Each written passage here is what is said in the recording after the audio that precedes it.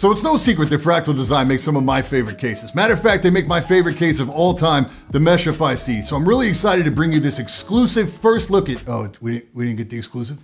Well, that's fine. That's fine. To bring you this day one look. It's not day one anymore, but that would mean somebody would have had to, who would, damn you, Lyle.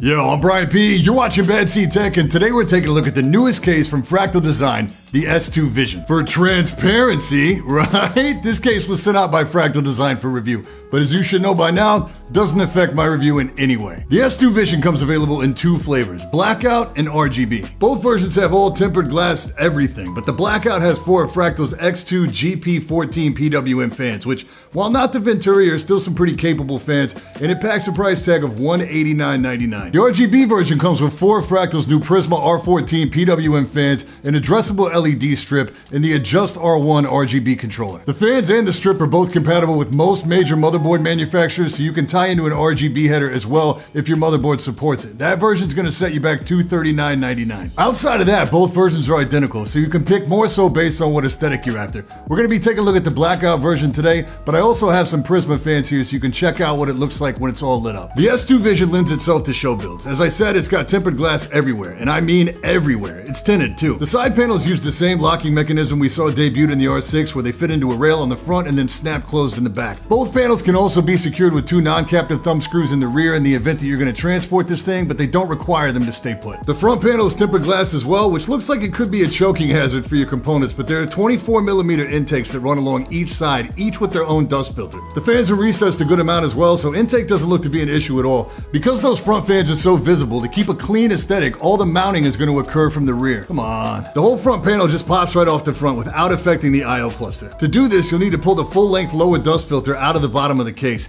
This pulls out from the front to make things easy, and the case feet provides 17mm of clearance from the floor. The top panel's tempered glass as well simply pops up and out with this little button on the back so you can get plenty of access while building. I always love seeing this as it makes building so much easier. The open top option is cool, but the button mechanism, at least on my copy, is a little fiddly. It doesn't fire correctly every time. The case actually includes two options for the top panel, as you're not going to get any ventilation with the TG panel. So you also get this vented option with a dust filter, and the internal frame that supports this has not only rails so you can assemble your rad and or fans outside of the case, but it also includes a pre-stamped 25.4mm hole to mount a fill port. If you happen to have the solid top panel laying around from an R6 or a different S2 variant, that will fit here as well. For front I/O, you get two USB 2, two USB 3, headphone mic, a recessed reset button, and a USB 3.1 Gen 2 Type-C that supports fast charging. And all the cables coming off the front I/O are sleeved in black. Moving inside, we do have some revisions to the S2 cases that we've seen so far. You do get support for EATX motherboards, but like we saw in the R6, they will partially obscure those cable grommets. Because the S2 leans towards being able to house serious radiators and reservoirs, you forgo the option of an optical drive, and instead you get this slotted rear wall that allows a tremendous amount of flexibility for mounting tube reses and still leaves plenty of room for push-pull rad configs in the front. It's worth noting here too that this entire wall can be removed to help access the basement. Depending on your tool set, you may need to do this if you find yourself needing to reach the lowest of the fan screws. This takes us down to the PSU shroud. It's been revised a little bit. It's got this section up front that you can pull completely out if you want to do a 360 rad and push-pull, or you can go with a more reserved setup up front. You can get tube routing and a grommeted route in case you want to mount your pump out of sight, or you want to put a radiator in the basement, or you can mount an SSD to this plate, or you want to mount a short tube res on this plate. You can do that as well. It's crazy. The back 2/3 of the PSU shroud offer two additional mounting points for SSDs. Sadly, it's got the same grommeted section in the bottom that we saw in the R6. I really would have liked to have seen this extended out a bit more towards the rear of the case, so the cable routing for the second SSD slot was as clean as it is in the first. You'll also see slots here for vertical GPU mounting as well. This is going to require a new kit that's different from the older kit. That hasn't hit the market yet, but should be on the market pretty soon.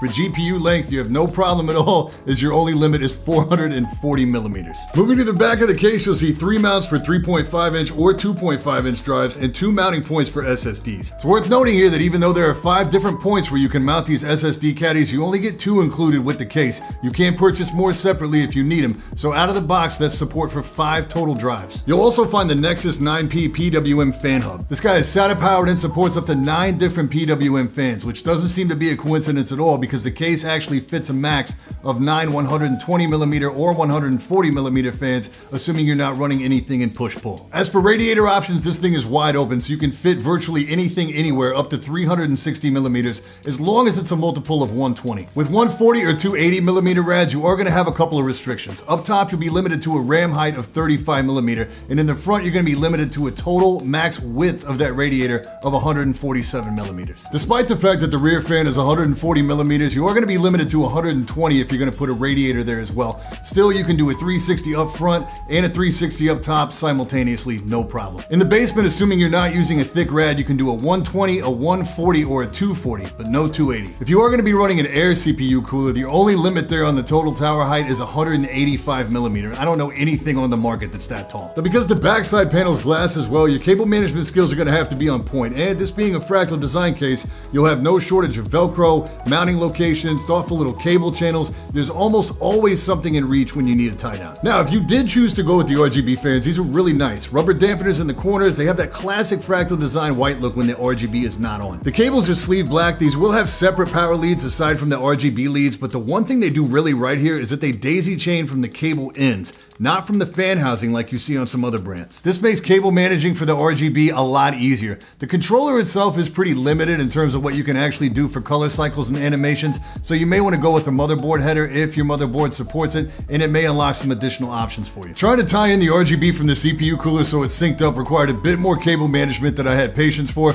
but I will have to dial everything in because it's really all over the place right now. I do have to reiterate too that the RGB SKU actually comes with a 20 LED strip that you're not seeing here. So there it is. These are not inexpensive case options, but they're a joy to build in, they're packed with features, and they're gorgeous. They do have a few drawbacks. For the Blackout price point, I really would have liked to have seen Venturi fans included here, partially because I thought the Prisma fans came in at a much higher price point. In reality, if you're looking at 140mm fans, there's only a $3 price premium between the Venturi and the Prisma fans. And the QC on the activation button to pop the top panel off is a little disheartening at this price point. I think this is an easy go for a show build. My cable management skills aren't really strong enough to where I feel the need to showcase them, and I can't help but think it's going to be challenging trying to keep all this glass clean. I'd like to hear from you guys in the comments on this one. Is this too much, or are you feeling the look of this thing at this price point? Big thanks to Fractal Design for sending this out. If the S2 Vision doesn't really fit your specific needs, the Define line is really expanded. There's bound to be something in their catalog that's going to hit closer to home for you, whether that's in terms of build goals or price point. As for this case, I feel like I found the perfect canvas for my first hardline build. I'm sure I'll run into some more specific stuff when that happens, so I'll release some updated impressions when I get that built out. Any questions in the meantime, hit me up in the comments. And that's it for this time. I'm Brian P. Thanks so much for watching. Don't forget to hit that like button, hit that sub button, and until next time, stay up.